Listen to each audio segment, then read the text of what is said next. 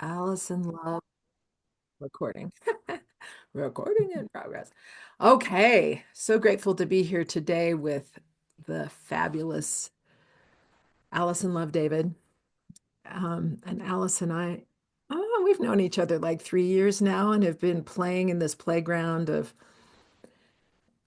voice captivation and exploration. And yeah, Act so what would you say? activation. Activation, captivation, activation, exploration. And I'm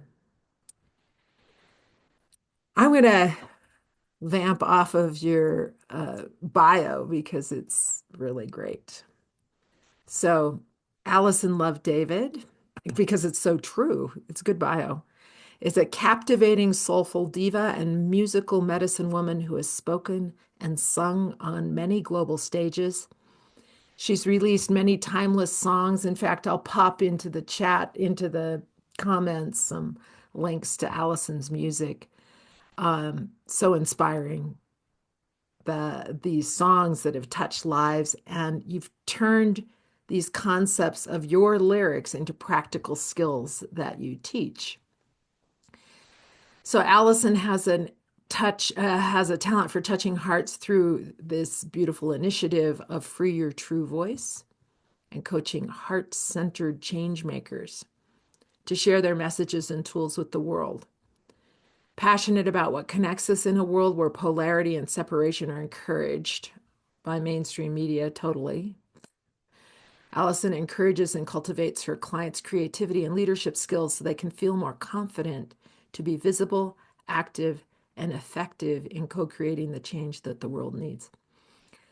So, before we go a little further, I want to say that like how this is happening for me right now is that I'm working on an album, and Allison and I got together this last week because I feel very comfortable at taking existing words like mantra or poetry or whatever and turning it into music, with rhythm and chords and something beautiful and compelling.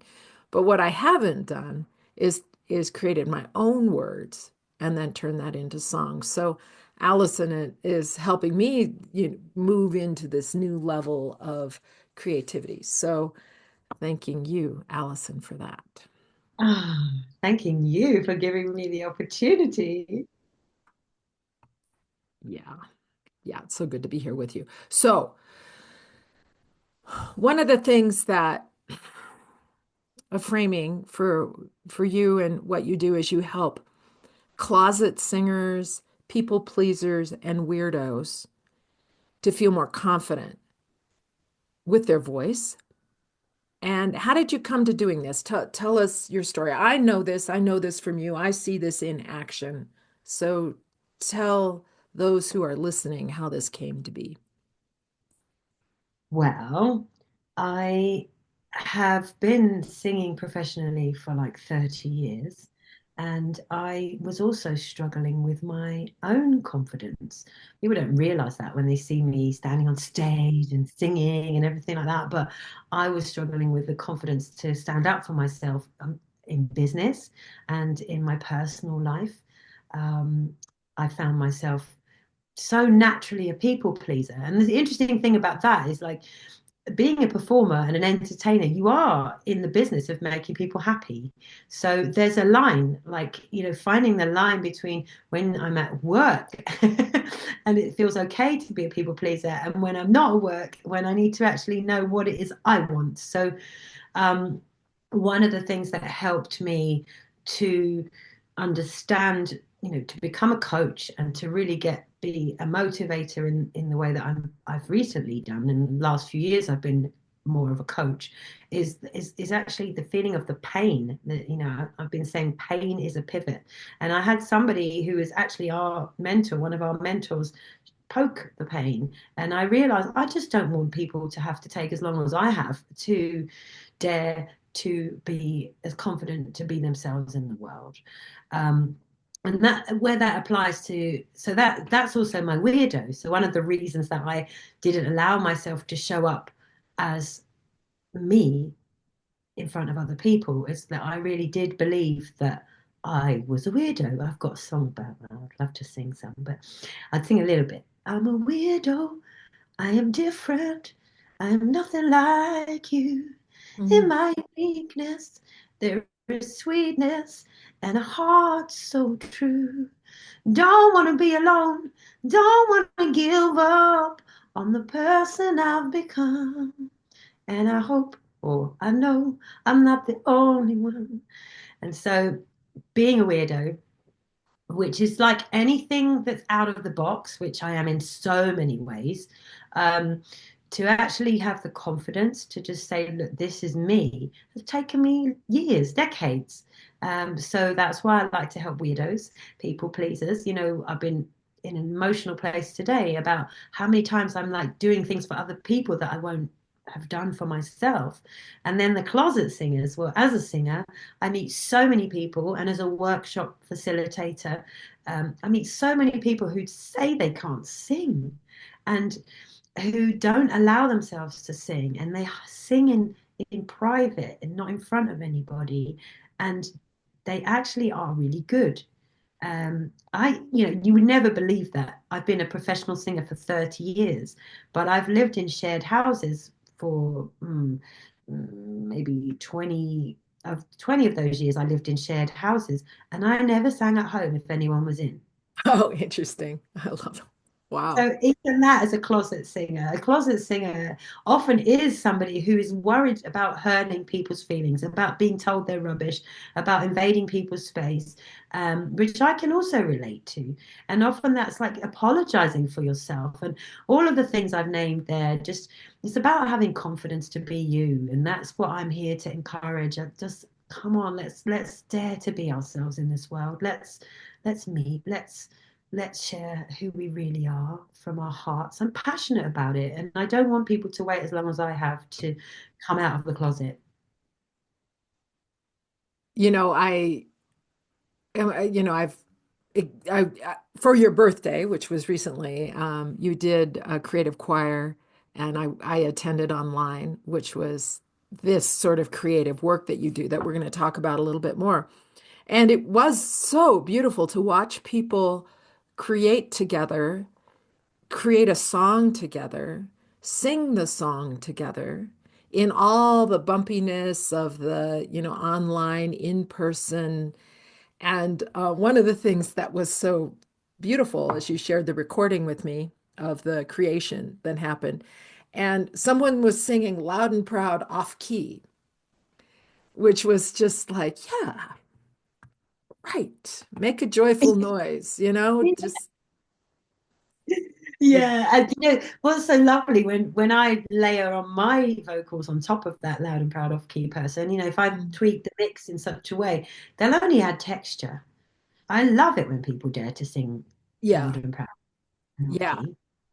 And they're yeah. just not included. They're not allowed. It's like so many times they're shunned and shut down and told they're not enough and they're not good enough. Yet their joy and their passion is beautiful. Yeah, and the true expression of self. I'm looking around here for something. Oh, here it is. This was something I was playing around with. Um, it came to me like in cultures where I have felt suppressed, where the me, has been muted. Mm. And I was like thinking, I came up. I'm in, the support group. There's a great support group. Call ourselves the whole enchiladas. There's 7 of us.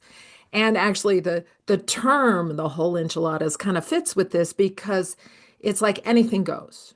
Somebody says Oh, something and you disagree with it, or you, I don't know, disagree, but you have a different perspective, and it invites it all in. And I was reflecting about community, about growing up, about being in, spiritual community, high demand community. And and this line came to me of culture of disdain, right? ooh, tell me more. Tell me Yeah. more. So, I like to use Chat GPT, and I said, culture of disdain, vamp on that, right? So let me share a little bit. The culture of disdain thrives on cynicism, dismissal, and a chronic devaluing of others' ideas, efforts, or contributions. Makes me emotional. I'm a bit emotional today. It just Yeah. makes me emotional, you know. And it's so interesting. I was in the sauna today, and Mm. there was the guy on my right saying to the guy on the left, they're in their 60s, how in their lifetime it's the only generation where the things that you thought were okay were suddenly not okay. And there are so many. Like he was saying, his mum thought it was good for you to smoke because that was, and then there's all the things that sort of sex and race and all of the isms and the language that would have been okay and it wasn't. I mean, how many times have I had to change the way I describe my skin color to be politically Oh, correct in this in yeah, this but life? you being politically correct, right? I know, Yeah, like you're the, yeah, right. Keep going. Yeah. well, just that really. It's like Mm. that. So the culture of disdain, talking about that, like, it's just not going to help us. It's not going to help us to get any further, any closer to a harmonious world. And when we texted before this meeting, and you told me that it was a national holiday in America, and I Googled um, that because I remember Stevie Wonder's song "Happy Birthday," which is obviously something I sing, and I googled, and that was written in 1979, and it did. And he says, "Why has there never been a holiday where peace is celebrated all throughout the world?" But it is actually a song. "Happy Birthday to you" is Martin Luther King's birthday. That's what it's all about, and so Mm. it's amazing that he campaigned and he sang this song and we all most people a lot of people know this song and that it became a day off in the whole of America. And even though there's so many problems still with race and all of that, uh, there is something that can happen that just is described by this day. No one's going to complain about a holiday, are they? Apart from, well, some of the employers. But so yeah, the culture of disdain, that's interesting. Sort of, it's never going to work that we're going to have a beautiful, peaceful, harmonious world as long as we are treating each other like that. And it's okay to have the whole enchilada and be everything that you are and think what you think and feel what you feel. And we do have to be super careful that we're not having to tread on eggshells um, to protect everybody from what once upon a time wouldn't have hurt their feelings but now does, or always hurt their feelings but you didn't know until now, and all this stuff is so much to sort of guard against. And also, if we're guarded, we can't really meet heart to heart until we dare to strip back right down and know how much we have in common. Yeah. Yeah. So, so I'm thinking of your work, right? And what you do, and I experience it, and I adore everything you do. And for some reason, it comes to me like I said something to you a year ago or a year and a half ago or whatever about, oh, I said, I don't know how this relates, but let's just go with it.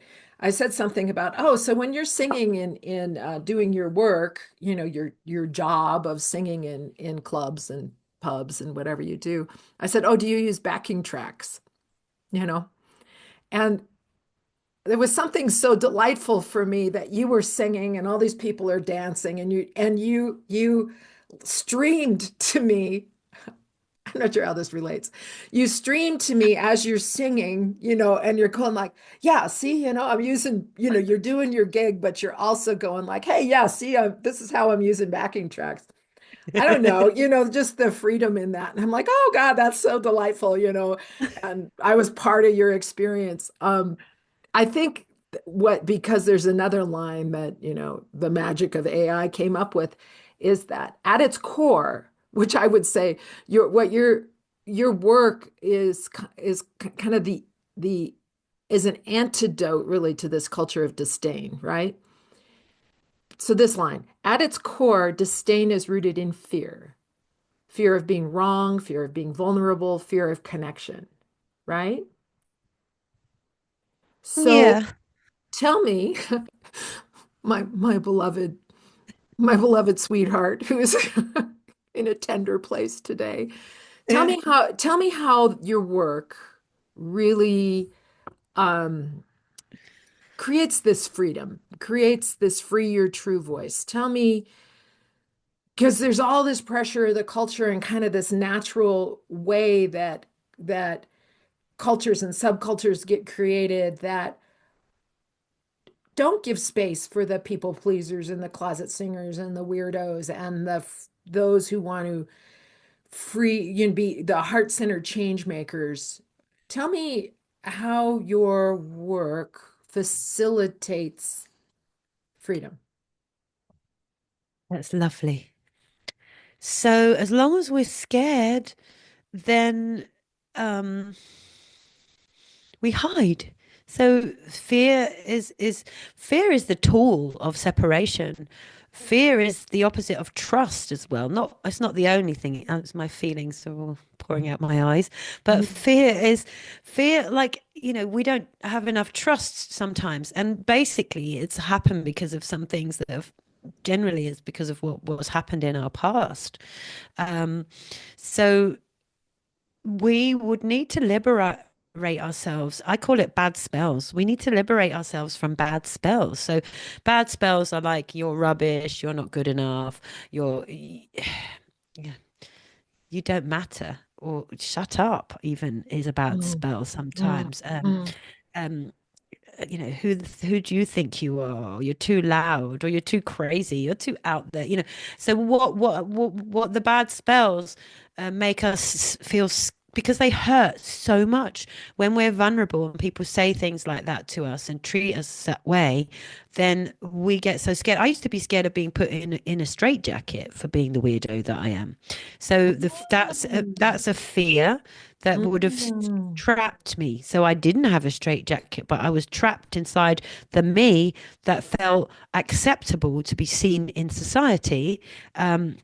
My own little prison. Um, I don't know where I got that from, what the bad spells were that told me that I was going to be put in a straitjacket. But nevertheless, um, I've had to liberate myself and take risks and trust that it's okay. And, we think about Martin Luther King because of what today is, I mean, he got killed. And so it is still scary to free your true voice. He got killed, but look at it. Look at the world now. Like it's his speeches. Who doesn't know? I have a dream, and like, there's a risk that we take, and maybe we won't get killed now. Like all the witches that got killed, all the generations of spiritual medicine people that got killed, or people that looked like they might be a bit weird and quirky that literally got killed. There's thousands, I mean, hundreds of millions probably of them. I looked it up on Google. There was decades of, I can't even remember. There's 380 years actually of witch trials. Oof. The common, yeah, on Wikipedia it's scary, and you see the list. So we have lots of reasons to be scared, but also the freedom that comes, the liberation of just being yourself means that you can really meet, you can really connect, you can really touch, you can really feel joy and bliss and connectedness and belonging and togetherness. And it's so beautiful. And it's not an easy thing because we could come out a little bit and then have to check we're safe before we come out again, and then something could happen and we're hidden again, like it's a risk that we take, but it's so worth it. It's so beautiful. I feel more okay to be me than ever, ever, ever before. Like I just cried in our interview. This is me. This is who I am now. Don't have to hide that. Yeah, And yeah, I yeah. was talking to my daughter the other day. She struggles with mental health stuff like depression, anxiety, suicidal ideations, all sorts. And she was saying, and she's 23, just to get a gauge, that she remembers when it was not okay to talk about how you felt. And now she could be on the bus and the doctor calls her and she can talk about how she feels without worrying about what other people are hearing. I mean, that is liberation. It's Right. happening. Yeah. Yeah, and it's interesting how liberation is happening on the one hand, and then I don't want to get into politics. We'll just, and there's that also that pushing down, like 380 years of witch trials of here's freedom and then here's pushing down, which is a whole other thing. I do want And to tell you that there's a couple of Dennis comment. Morgan popped in, and he and I have been face friends for a long time. He and his sister, and I know each other from Kundalini Yoga Land, and he says yummy word salad. So if you're still listening, Dennis, it's nice to hear you, and thanks for dropping in. And also Amata. Amata has she says love this. She has a animal sanctuary south of Santa Fe. So Amata is jumping in and enjoying. So we've got, Hi. yeah, hi guys. And of course, our buddy Ruth gave us a heart. So, it's nice to Ruth from Germany, who we love, our sister in creative joy. Yes, indeed. Yeah. So, um, um, yeah, I mean, y- you know, I adore You you. just, You adore you me. just, We can keep it, talking forever. yeah, because you just interrupted. I was going to get really passionate and start talking in my Black American, not American, but when you're black, you sometimes you know, you can be called aggressive. You just get so passionate. It's like you're Ah, preaching. But luckily, you interrupted there, so I'm still calm again. So where are we going next? okay. Well, yeah, yeah, yeah. Well, apologies for interrupting. I just wanted to jump in. No. Yeah, yeah.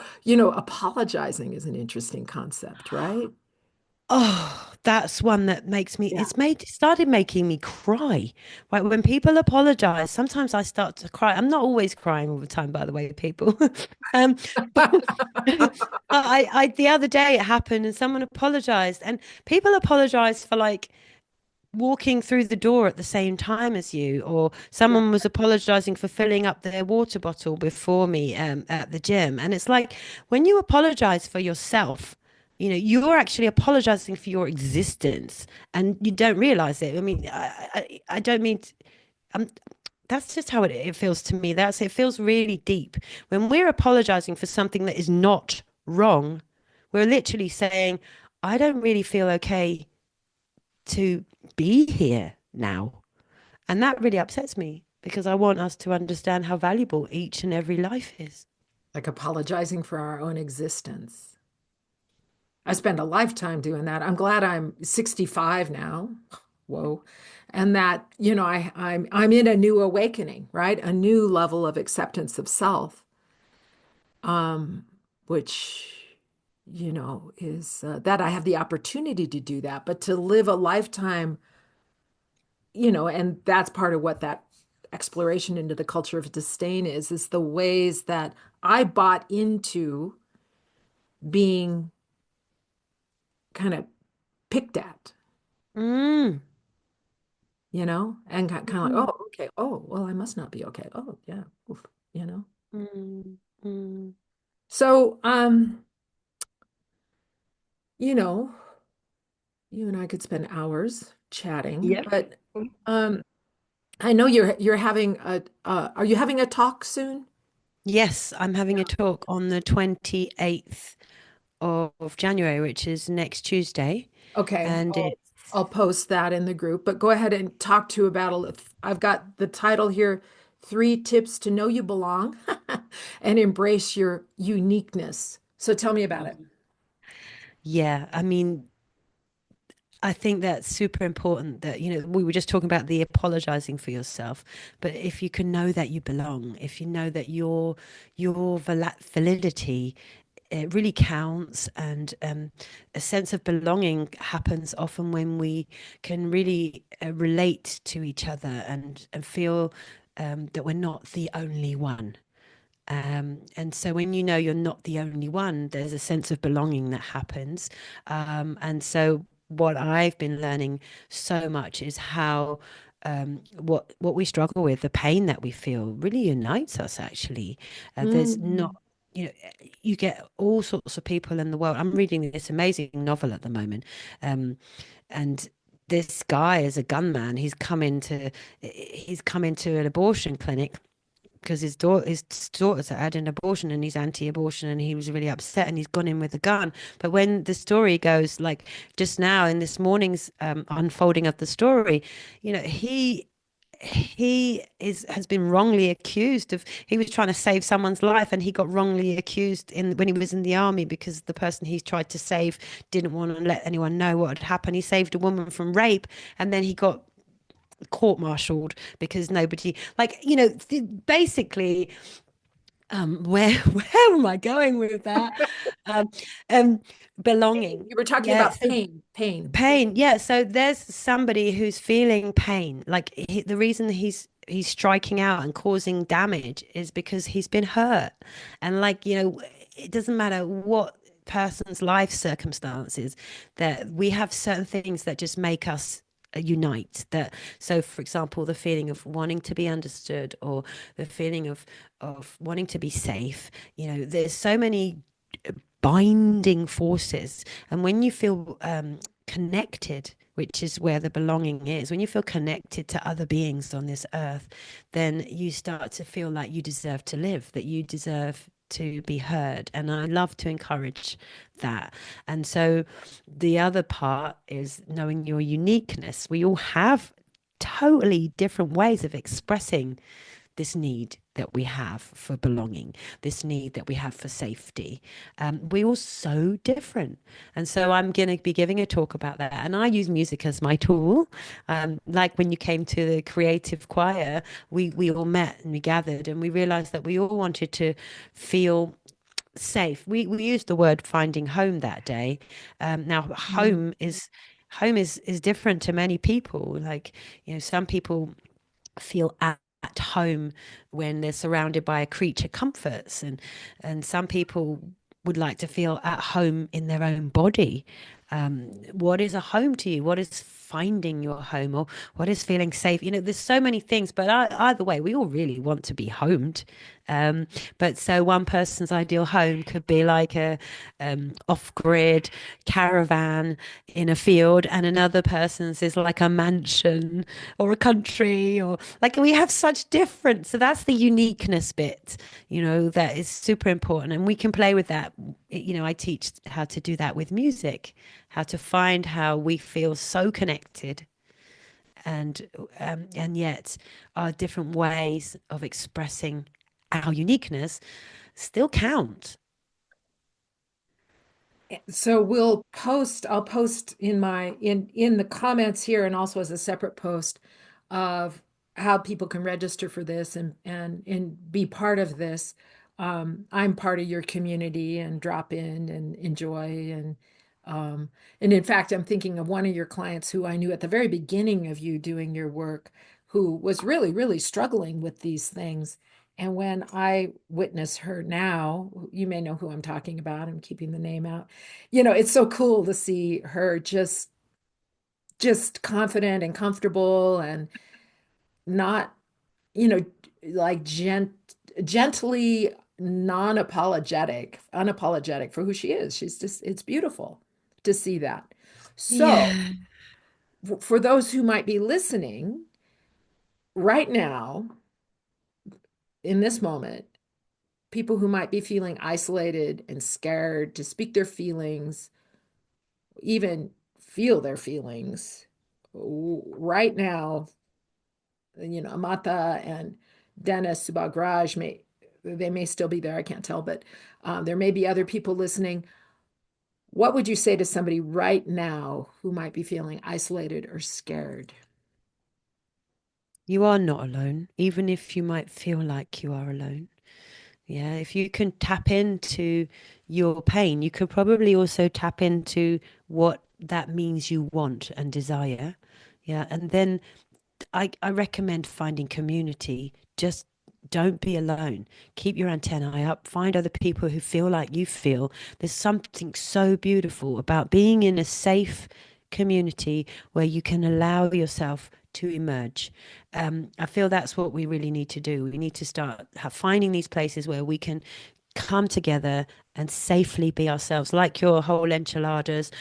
There are places where you can come out and be all that you are. And it might take a while to feel safe. It might take a while to find these places, but really seek out commonality, and yeah, just feel safe, find safe places to share your heart. And you'll find that there are other people that sharing their heart too, and you will not feel so lonely. Great. Thank you. Thank you. Taking a breath into that. So I know your coaching program is starting next month. Tell us a little Yeah. bit about that. I know you're going to be talking about that in your free talk on the 28th, but tell me a little bit about your coaching program. Yeah, it's called the Medicine Song Collective. So we haven't really touched on it that much, but you use mantra as medicine song, don't you? And so it's where we're going to make up our own medicine songs. So even when you were talking about writing your own lyrics, and so when we come together, this is a community. I'm creating a community, a global community where we can emerge and feel safe to expose and be ourselves. We can share this deep pain that actually bonds us because of our deep desires that are on the other side. And we write songs, we sing the songs, and then once we've written a song together, each person learns how to express their unique way of bringing that through. And so we're going to be doing that in a container over the year. And each month we'll make new songs and we'll explore our unique. I'll be using all the tools I picked up over the last 30 years: music production, vocal styles, musicality, even techie, tooly composition things, all of the stuff. And but also over the year be building trust and building safety, more and more safety as the time goes on, and everybody learning to gets to witness each other's uniqueness and embrace. It's a microcosm of the world I wish for, is where we are allowed to feel strongly connected by our fashions and still be built from on top. Great. Good. So how do people stay in touch with you? The best to stay in touch with me is on Facebook. If you're on Facebook, and even you could message me or comment even on videos saying, go to the page, um, go freeyourtruevoice.com, and you free your true voice. Okay, You so you're breaking up a little bit. So what I'm hearing is freeyourtruevoice.com to go there. So again, I'll put the link. So what I'll do is I'll put the link for your talk and the link for freeyourtruevoice.com and to come and connect. Can you hear me okay? Yeah, I can hear you fine. Can you hear me still? Yeah, you're No. good now. Yeah, Yeah. it just got a little crackly, but Okay. mm, So, yeah, on that, because it's a page, freeyourtruevoice.com, it has the talk, it has a bit about the Medicine Song Collective. You ah, find everything there. And also, you can call me. So, it's one place to go um, and make connection with me. yeah, beautiful. Thank you. Yeah, so again, I'll put the links in the group. So, but I have one thought, that that I want to bounce off of you, and I want to share a personal experience and see how this relates to your experience in working with people about their voice, right? So, in my own life meditation, you know, Hmm. um, this whole muting, not, kind of um, changing myself, or I need to belong, so I'm going to make myself a certain way to belong, that kind of uh uh patterning. And I did that in my family.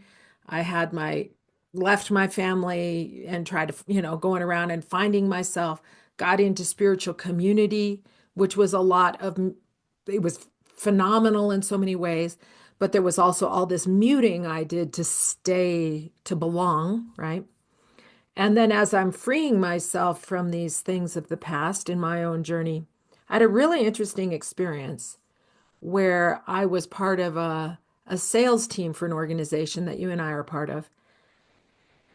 And when I was in the Brady Bunch thing of the group, it was super triggering for me because what I realized what was coming up is my own extraordinary self-judgments, well-crafted self-judgments, but those were not being reflected to me.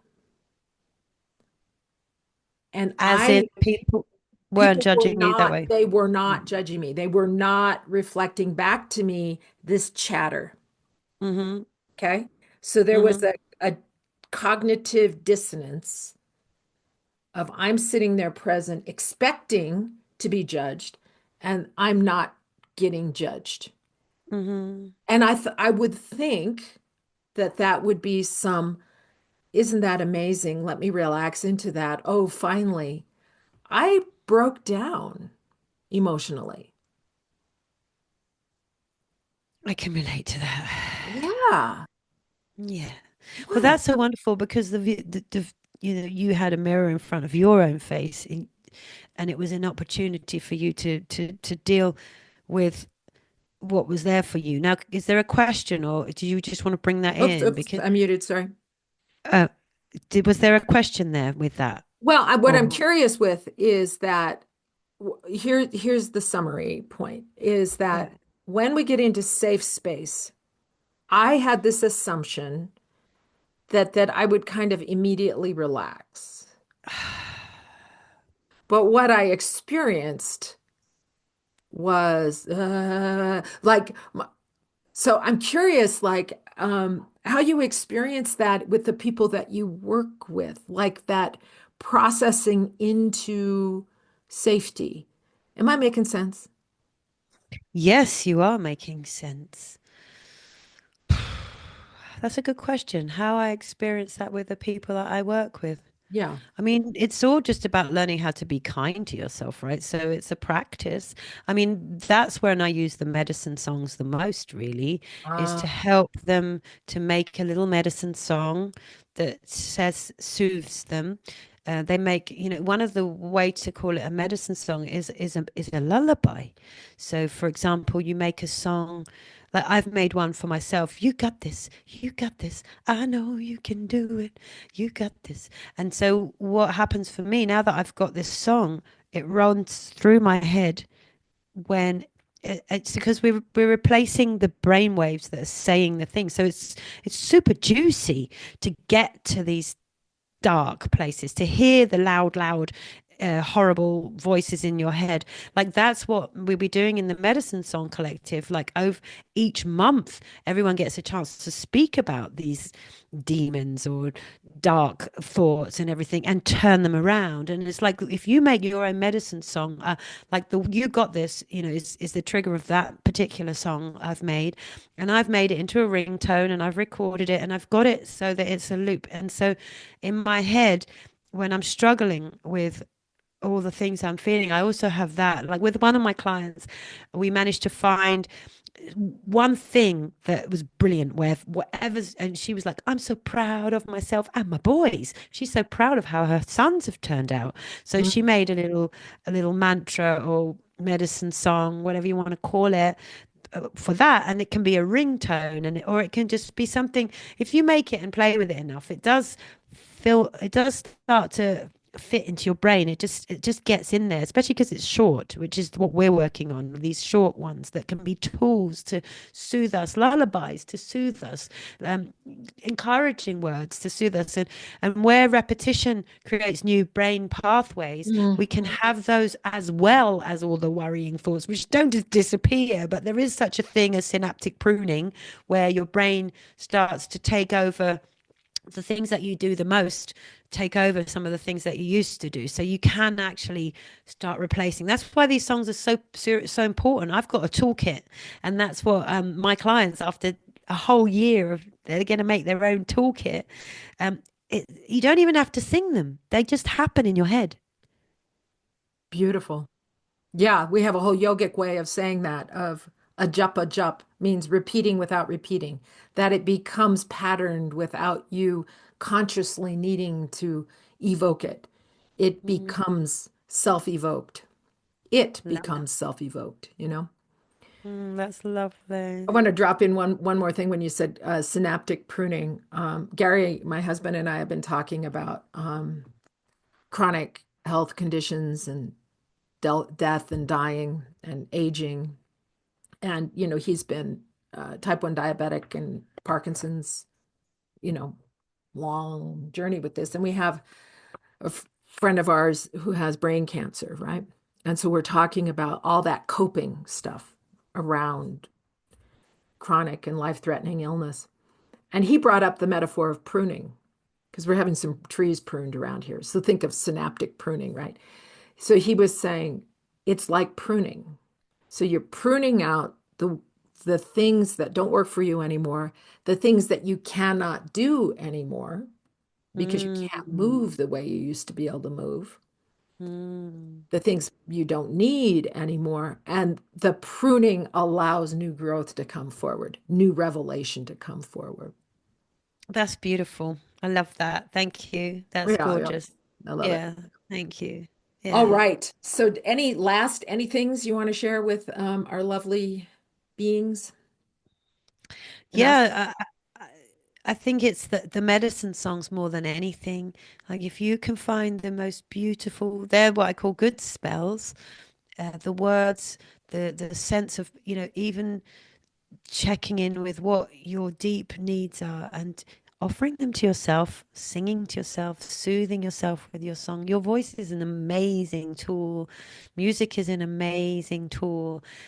And don't do it alone. Find your community, find your safe space so that you can shine because you are so worth it. Every one of you, every one of us is so valuable to this earth right now.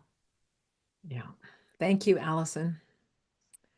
Your work is so Thank potent and so powerful and so important. Thank I'll, you, my I'll drop the sister. links in for your yeah. Yeah, and I think I'll see if I can show up. I'd love it. Yeah, yeah. I Hmm. got to look at my schedule and check that out. So, okay, All right. I'm gonna Bye, everybody. Anybody who's watching.